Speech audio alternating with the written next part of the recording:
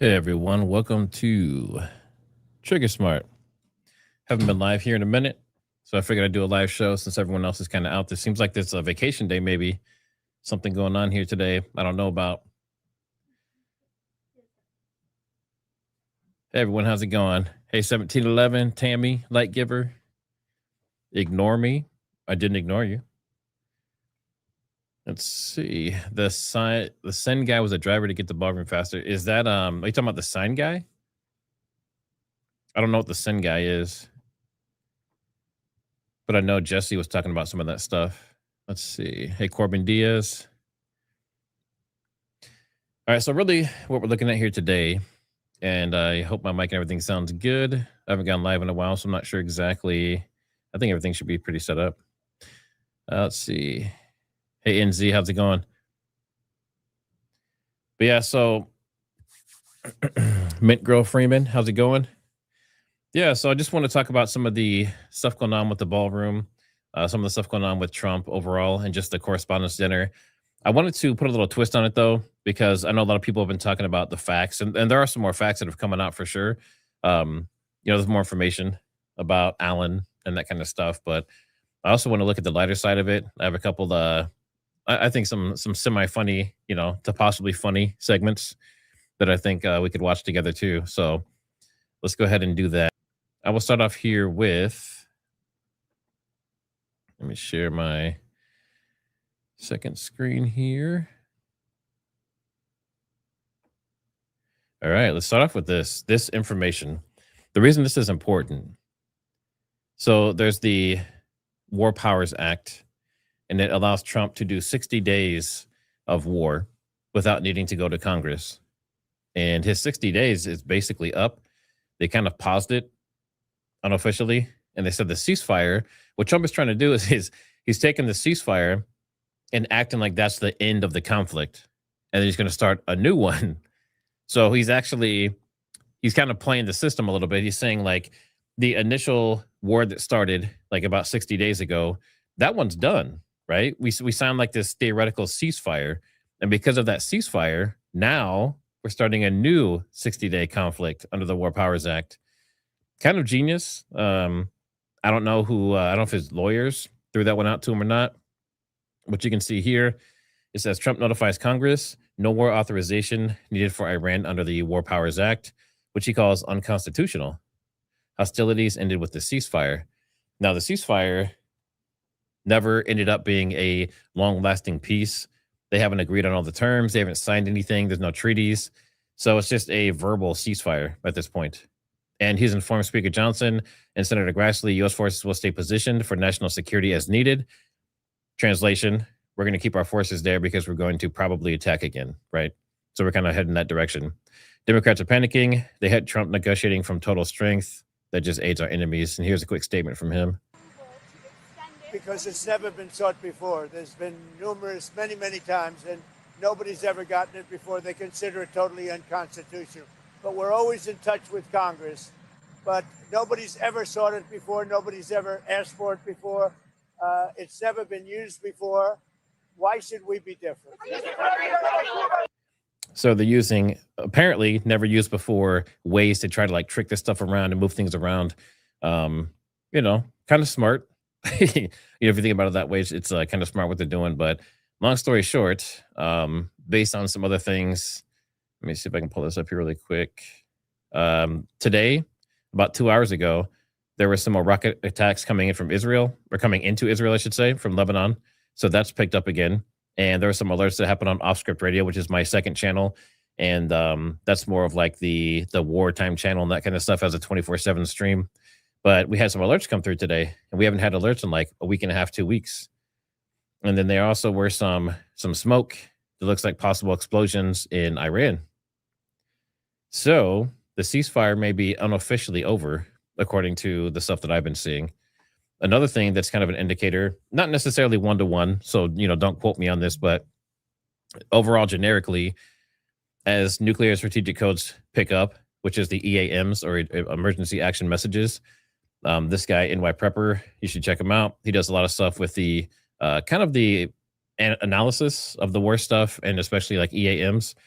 But there's some codes going out. Mike, Yankee, Quebec, Mike. That's 2 Mike, seats. November, India, Alpha, November, Kilo.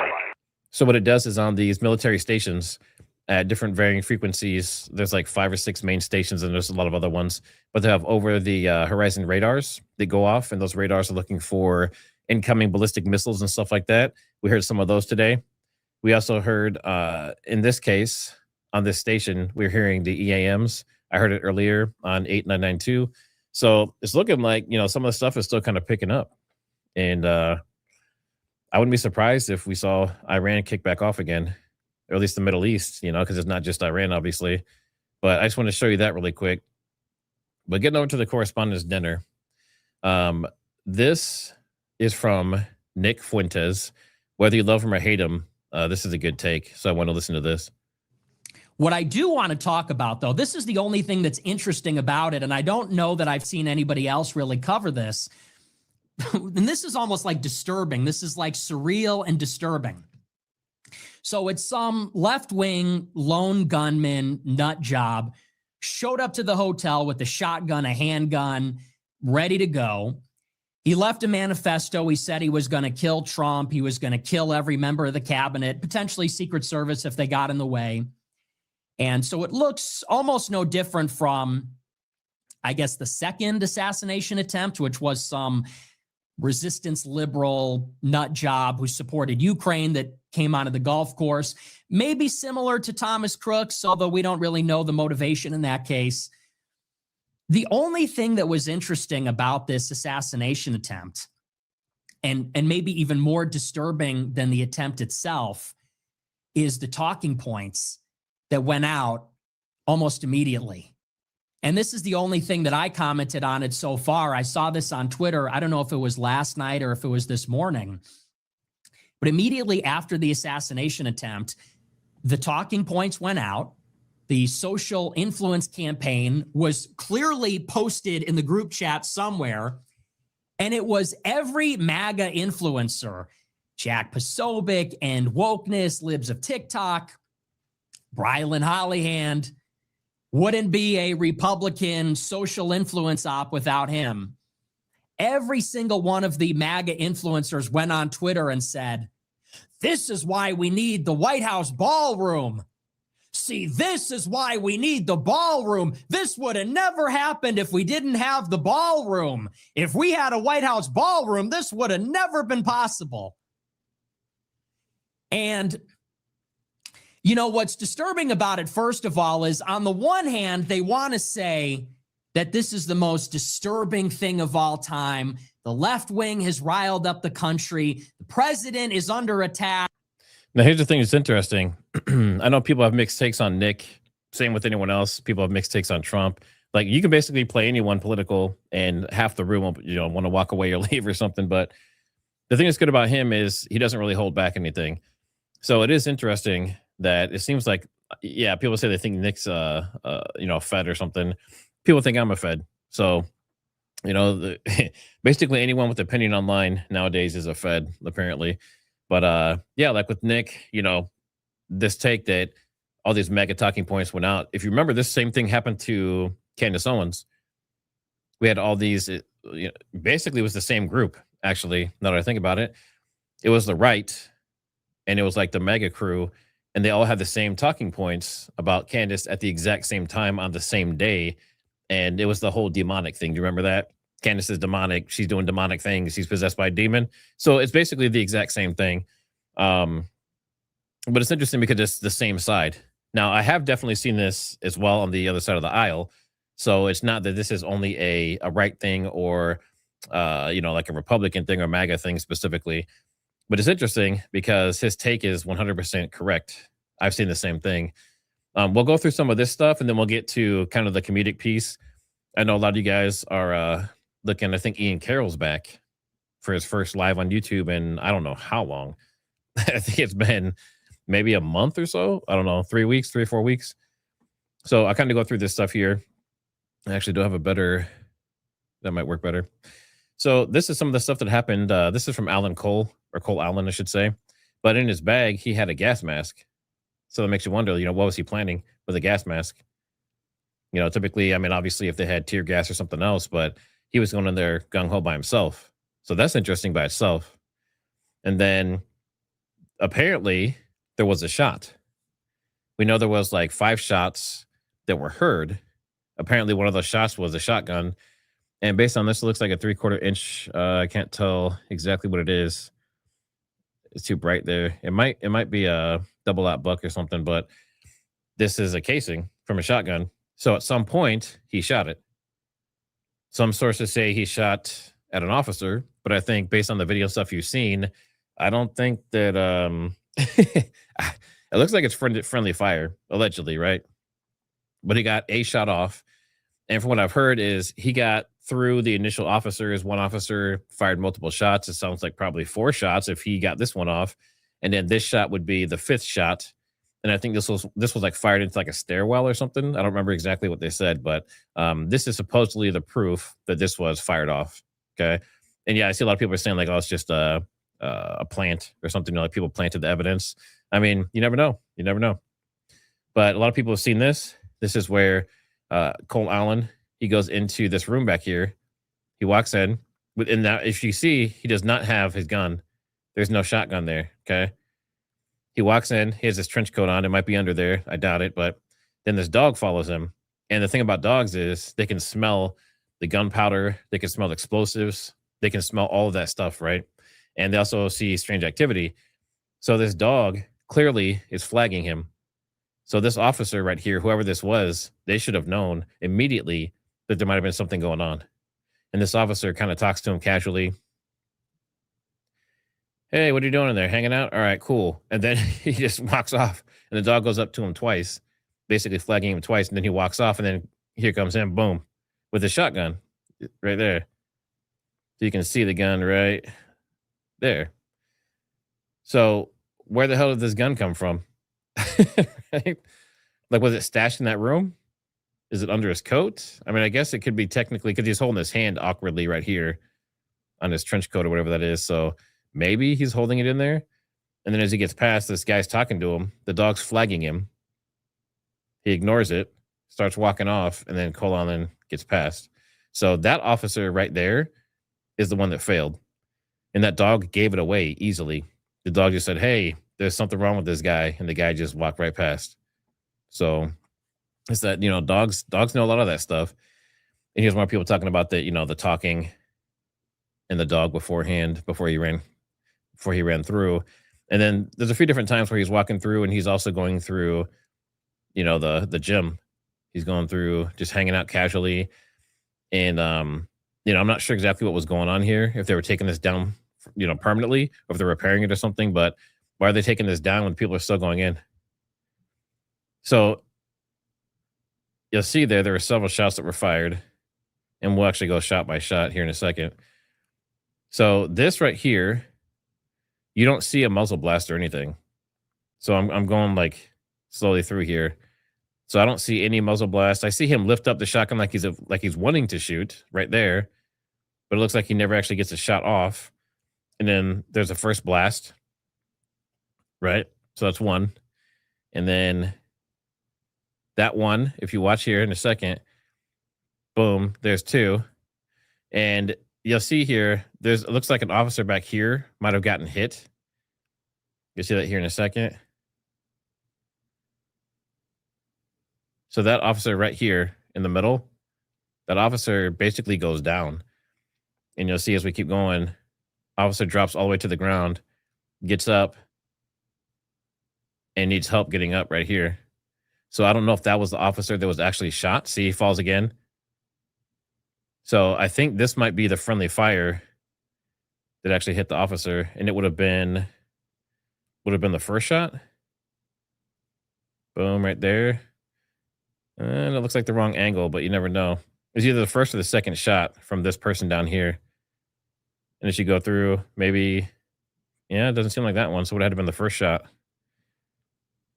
But that's because some people thought this guy got hit too, which you can see based on the angle. It looks like he's not pointing at that guy right now. So I don't know. I'd like to know who got shot. But based on the way they're acting, it looks to me like it's this person back here who falls to the ground multiple times, like they're in pain and trying to fight through it, you know, crawling on their knees.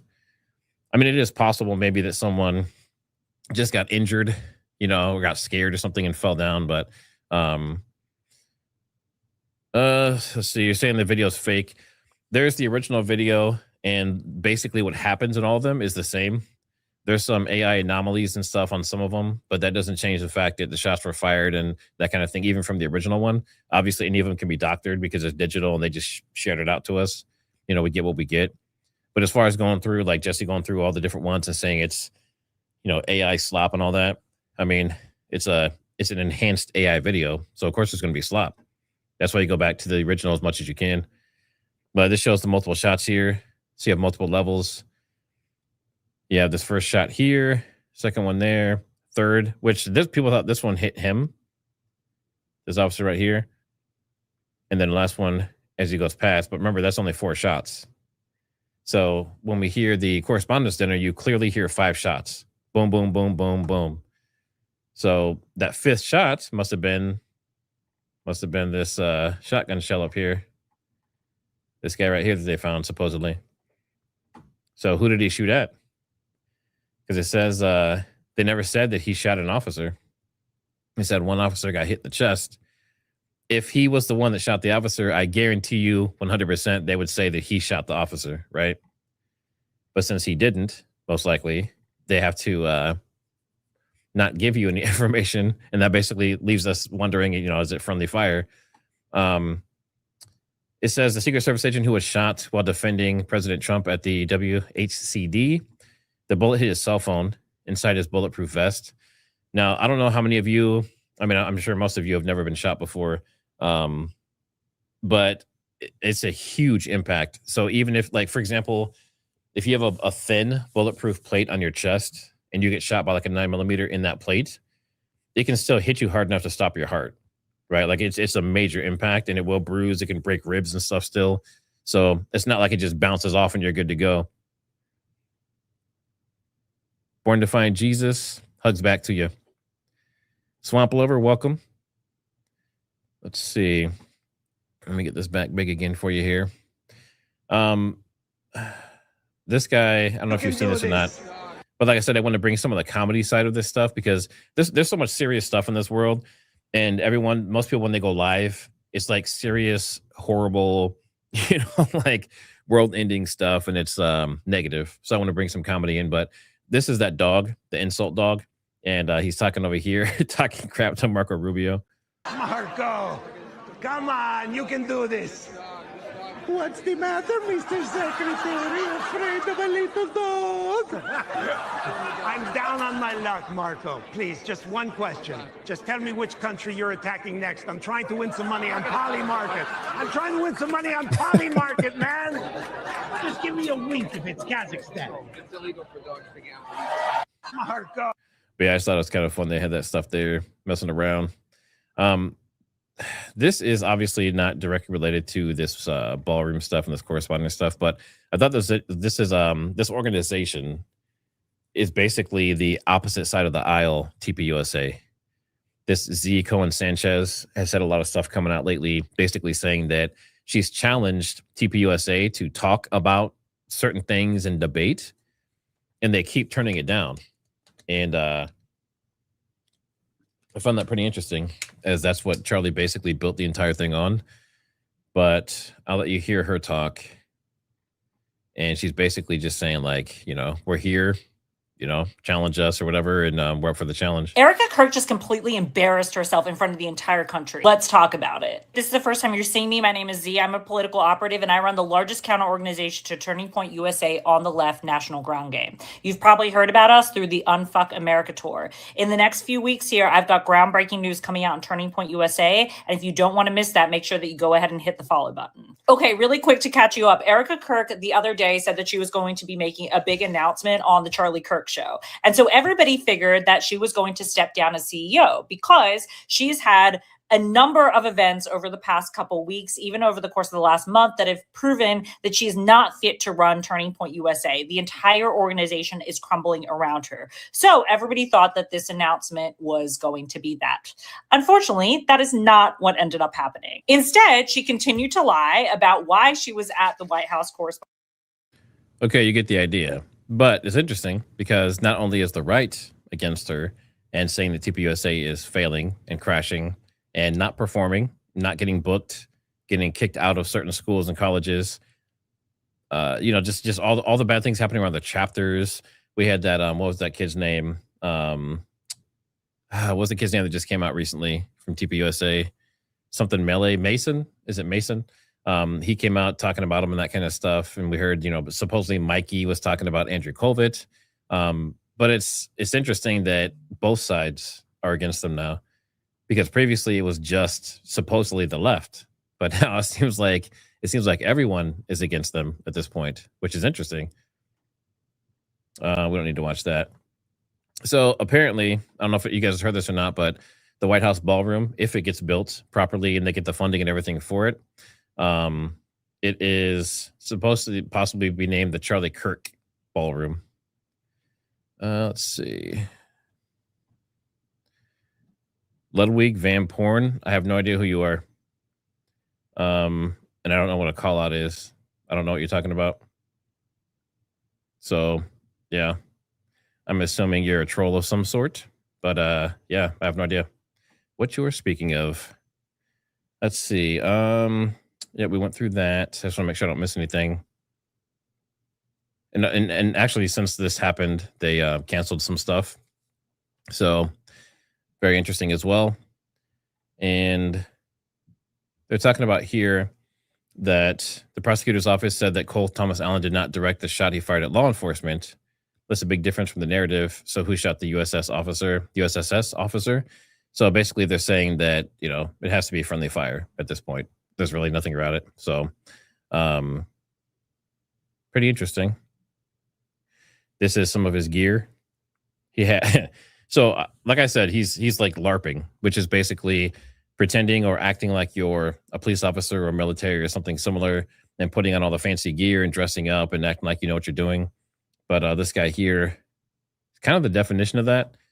But he has, multiple guns, multiple sets of knives. He had 1, 2, 3, 4, 5, 6. He had 6, maybe 7 knives.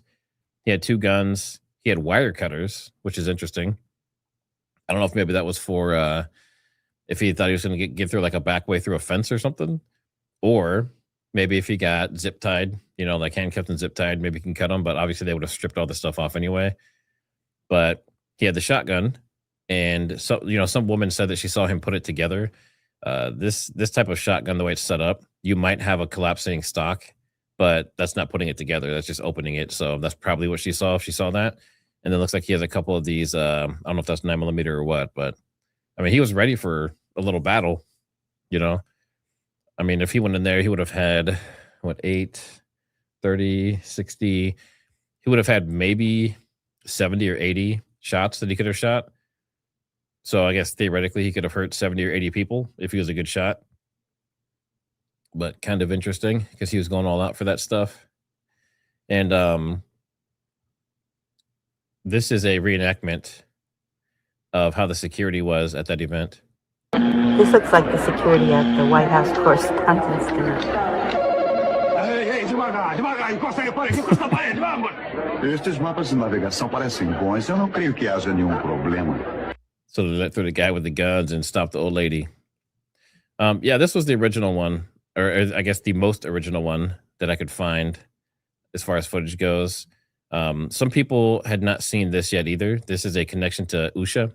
So if you remember, during some of the stuff that, hey, Colby, there was some stuff to basically, if you remember, it was the Butler, Pennsylvania, and the shooter who was at the fence at the golf course. They were both in like a BlackRock commercial previously. That was one of the connection they had together. And then now we're saying supposedly that Usha and this guy, Allen, were at some event together. Hold on. So the Trump suspect, Cole Allen, and Usha Vance, JD Vance's wife, were actually in a video in a competition together in 2017, and it was in the news. What is happening? Look at this video. You're going to see both in there. This is at this tech conference where they're trying to get funding. Just look. College student Cole Allen developed a prototype for a wheelchair emergency brake. And there he is. The wheelchair brakes tend to lock the wheels, but don't actually lock the chair to the ground. The idea with this is interesting. Is to Her voice is rough. prevent it from moving at all. Recent This seems Aging in the nice. Future conference held by St. Barnabas Senior Services and the Eisner Foundation You'll see Usha. offered a test run on products that have the potential to enrich the lives of There seniors. she is. So that's Usha right there. So it's interesting that you have a couple would-be assassins for Trump that were both in Black Rock commercials and kind of had some ties as far as that stuff goes. And then now you have this other interesting connection where Usha and this guy happen to be at the same conference, I guess. I don't know if they interacted with each other and knew each other directly, but that's also very interesting. Another strange connection. So when you see stuff like that, initially you might ignore it, but just shrug it off. But when you start to see it in numbers, like this, at this point, it's 3 of them for all 3 assassinations. They all have some kind of connection back. Kind of interesting. Moon Goddess, thanks for the gifted membership. And for people that don't know, it's very random. The membership just goes to whoever. So if you got one, make sure you say thanks. But there's no way we can control who gets it.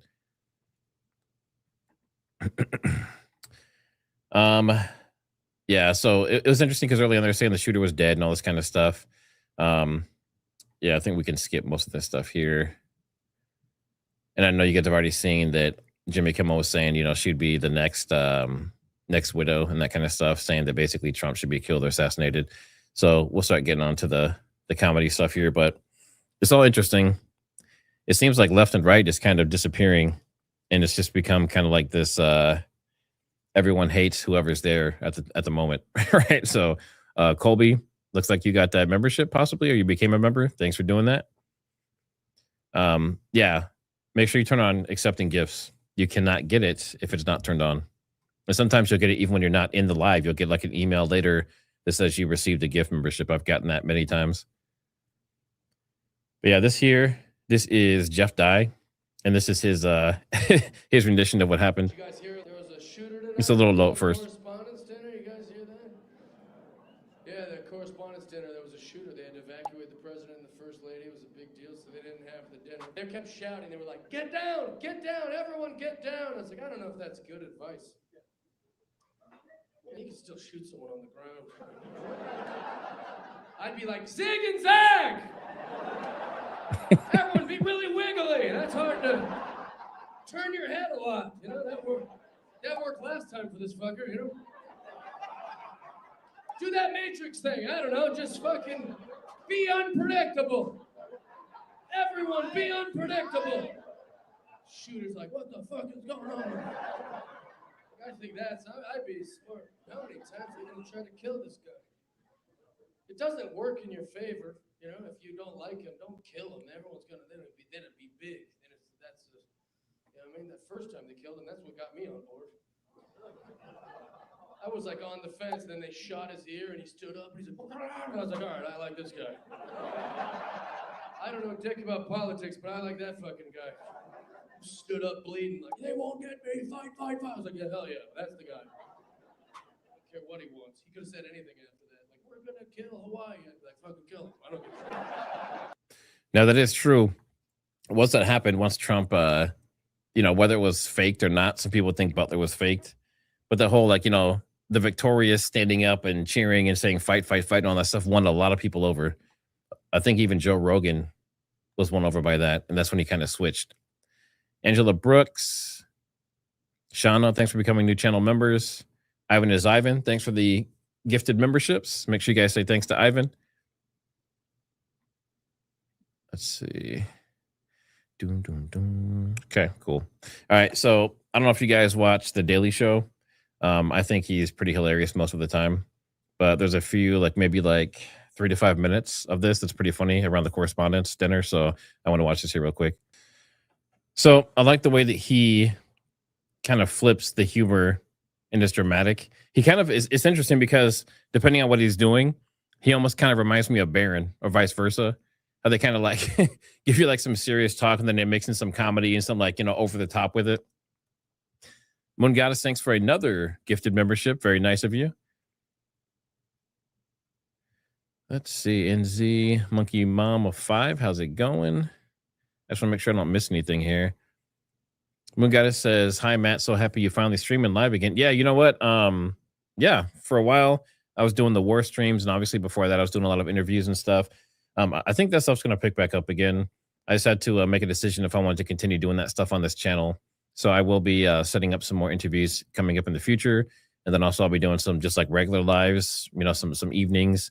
The war stuff, though, will still mostly, like 99% of it will still be on Off Script Radio on my second channel. Sarah Bryan, he is so irritating.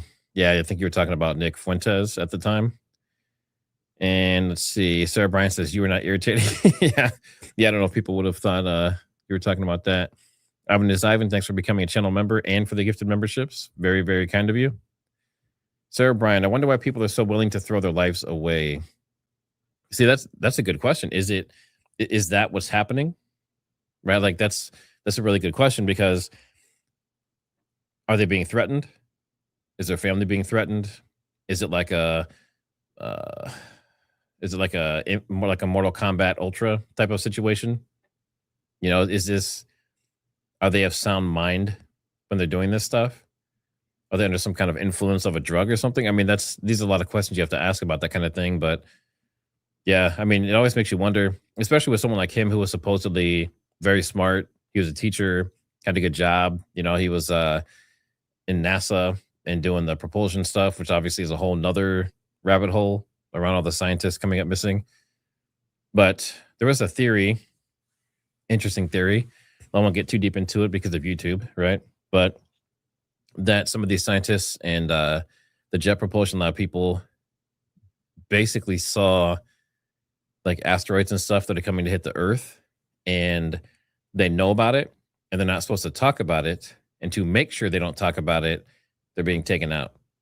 So that's one theory that's out there. It's not my theory, but I saw that today and I thought it was interesting because we know what is it called? Apophis? What is that one called? There's some. Yeah, there's this Apophis. Let's see. It says there's a 2.7% chance that this asteroid would hit Earth on April 13th, 2029. And some people think it's higher than that. It's supposed to pass within like 20,000 miles or something of the Earth. And initially it said less than 32,000 kilometers, sorry, not miles. And now that's down to 22. So there's a chance that it could change. And I think they were possibly trying to get some, some instruments and stuff out there to measure it and possibly try to redirect it or something. Which, that could be worse. Because what if it's close this time and the next time it misses, but they mess with it a little bit to make sure it's further away this time and next time it hits us? I mean, you never know what's gonna happen after the fact. So that's interesting. Sweet Swine O' Mine. Thanks for becoming a channel member. We got Colby, Angela, Cassie Perth. Thanks for becoming a channel member. And just want to make sure I don't miss any of these. Yeah, that's another thing that people were talking about is that magnetic pole shift. Let's see. I think it was Stephon Burns that was talking about that. But it was a pretty big shift that's been happening. I'm trying to find a good graphic for it. But it is the biggest shift I've seen in my lifetime. There's a lot of them. Let me see if I can find a good image of it. That one's all right. Yeah, so let's see if we can pull this one up. It's on Reddit. Let me share this. I'll make it bigger. So this one right here. Nope, can't get any bigger. This is showing over the years. So 1900, you can see what's position and just moved all of this distance across over to 2020. And apparently it's accelerated. So between certain years, it's actually gotten faster, the distance that it's moving. And supposedly, once it gets to a certain point, it's supposed to completely flip. And apparently, the United States, if it flips the way that some people think it will, like these space weather guys, then basically the Earth itself is going to flip and change axes, and the United States basically becomes Antarctica. And that's what some people think the original ice age was, is that it was before the last pole shift. When the poles shifted, the areas of the Earth that are naturally colder, like the North Pole and Antarctica, is just flipped to a different region. Like the Earth just spun inside of itself and basically made something else become Antarctica or the North Pole. So that's interesting. Do you guys think, actually, let's do a quick poll, and then I'll jump off because I'm going to go actually watch Ian Carroll. He's actually talking about the ballroom and stuff. So let's do a quick poll. If you guys believe that the pole shift is actually going to happen in our lifetime and possibly be dangerous, put a 1. If you think it's just a red herring, put a 2. I'm always interested to see what people think about this stuff.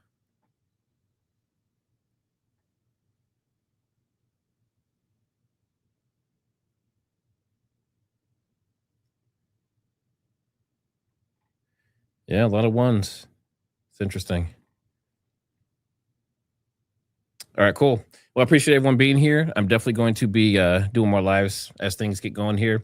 But I appreciate you guys stopping by here really quick. I just want to jump on and show that stuff and jump back off and head over to Ian. But I'll probably see a lot of you over there. Yes, Moon Goddess, I'm heading over to Ian. So I'll see you over there if you want to go visit. And thanks, mods, for stopping by. Thanks for the super chats and the memberships. I really appreciate it. And I will see you guys here shortly. Thanks for stopping by.